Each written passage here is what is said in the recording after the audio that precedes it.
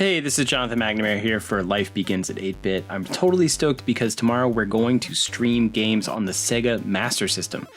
Well, kind of. We're going to be using the Power Base Converter, which is an adapter that you plug into a Sega Genesis Model 1, and it lets you play Sega Master System games on your Sega Genesis. You can play Sega Master System cartridges or Sega Master System cards. The Master System uses both, and so does the Power Base Converter. There's just one problem.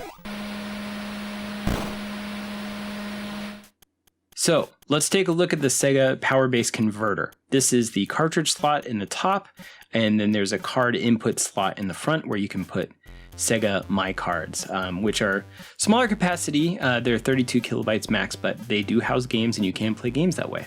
So first things first, we're gonna have to flip this over, and there are 8 screws on the back in 2 different sizes. So let's get those out.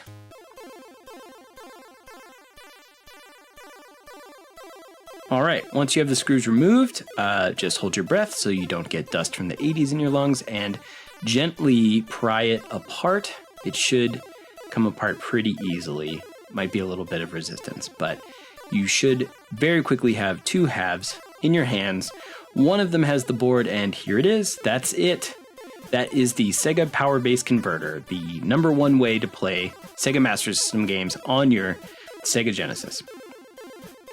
So now we're going to take the board off of the other part of the plastic housing. There are 6 screws, and they're different sizes, so don't get those mixed up. Then gingerly peel the board off of the backing. There might be a little bit of resistance. There are kind of these 2 plastic pieces holding it in place on either side, but just gently lift the whole thing away from the backing, and there it is.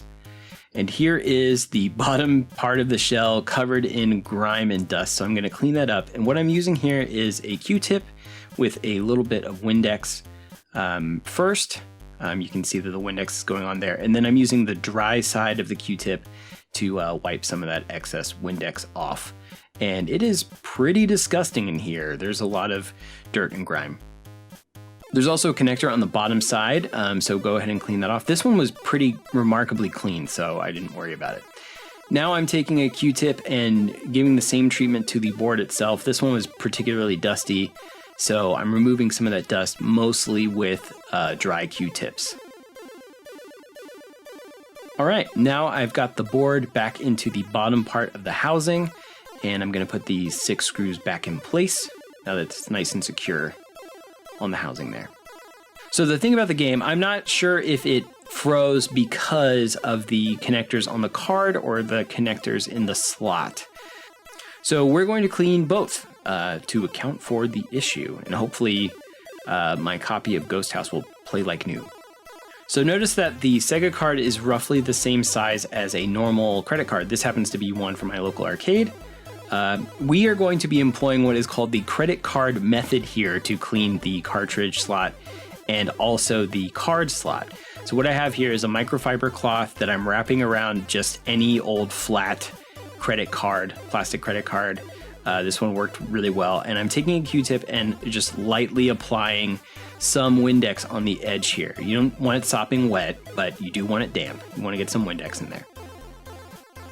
Now, we're about to do something relatively horrifying, which is putting a foreign object into a card slot and then also a cartridge slot. But this works. It works. It's pretty safe, all things considered. There may be a better way. I'm certainly no expert, but this is the method that I have used here and also on some other game systems, and it seems to work pretty well. So you just want to get it in there. And when you pull it back out, you kind of move the cloth around so you're not putting the dust back, and keep going. All right, and now I'm doing it again with a different part of the cloth, and this time we're going to clean the cartridge slot in the top here. So same deal, just ram it in there and pull it back out and take a look at it and see if there's any dust accumulating on the cloth, and reposition the cloth as necessary so you're not putting that dust right back in. That's bad. And keep going. Get as much of that dust out as you possibly can. Now, back in the day, they sold cleaning products for tasks like this that you could get for the NES or the Sega Genesis or the Super Nintendo. And they had fancy applicators and fancy bottles of some solution, God knows what. that you could buy. So this is kind of a homebrew method here. So now I'm taking a Q-tip and I am applying Windex and going over the context on the card itself, just trying to remove some grime and dust this way. There wasn't a ton, but there was a little bit, so it could have made a big difference. You can see there my Q-tip's pretty nasty. All right, now here I'm using the dry side of a Q-tip just to remove some excess Windex and call it good. All right, let's see how it works. All right, here is a fully functional Ghost House running on a Sega card on the Sega Power Base Converter for the Sega Genesis Model 1. How many times can I say Sega? And yeah, it's working really well. I tested the other cartridge games I've got, and they seem to be running just fine as well. So if you've got a Power Base Converter and you need to clean it up, here's one method you can try. So good luck keeping all those old machines operational, and we hope you'll join us every Wednesday at 8 p.m. Central for Life Begins at 8-Bit on Twitch. We're streaming retro games, 40 years of video game history, 1 year per month at a time. It's October, it's 1986. Next month is 1987. Things are getting really exciting. We hope you'll join us.